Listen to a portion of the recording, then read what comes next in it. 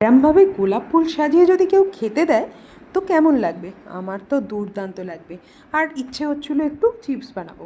তো ভাবলাম কী করা যায়, তার জন্য ভাবলাম একটু আলুই আছে যখন একটু আলুটাই গ্রেট করে নিই। আর গ্রেট করেছি কী বলো তো, একদম যে গ্রেটার আছে না, তার আলুর একদম পাতলা স্লাইস করার যে জায়গাটা থাকে ওটা দিয়েই আমি গ্রেট করে নিয়েছি।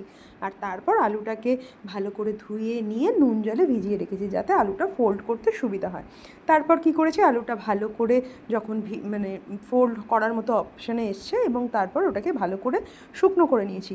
আর তারপর একটার পর একটা আলু দিয়ে ভালো করে পাকিয়ে নিয়েছি যাতে গোলাপ ফুলের মতো শেপটা দেখতে হয়। তারপর ভালো করে পাকিয়ে নেওয়ার পর আমি এটাকে সিকিউর করব, কারণ সিকিউর না করলে গোলাপ ফুলটা ঠিক প্রপার গোলাপ ফুল দেখতে হবে না এবং খুলেও যেতে পারে। তার জন্য সিকিউর করার জন্য যেটা লাগবে সেটা হচ্ছে টুথপিক, এবং একটা এরকম আলু করতে মানে যাতে দুটো গোলাপ ফুল তোমার রেডি হবে তার জন্য কিন্তু মোটামুটি 4টে মতো টুথপিক লাগবে।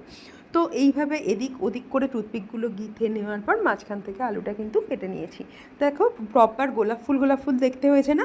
এবার কিন্তু একটার পর একটা গোলাপ ফুল রেডি করে নিয়ে আমার ভেজে নেওয়ার পালা। তার জন্য আমি কিন্তু তেল বসিয়ে দিয়েছি এবং তারপর এই গোলাপ ফুলগুলো ফুটন্ত তেলে আমি ছেড়ে দিয়েছি।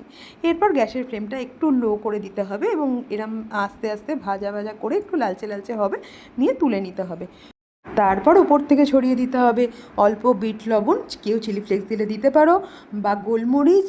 আর আমি তো খালি বিট লবণ দিয়েছি এবং ভাতের পাতে নিয়ে নিয়েছি আমি আজকে। তার সাথে ছিল ডাল, গোলাপ ফুল চিপস, পাঁচমিশালি সবজির তরকারি, পাঁপড় ভাজা আর টক। আমার তো নিরামিষের দিন পুরো জমে গেছে।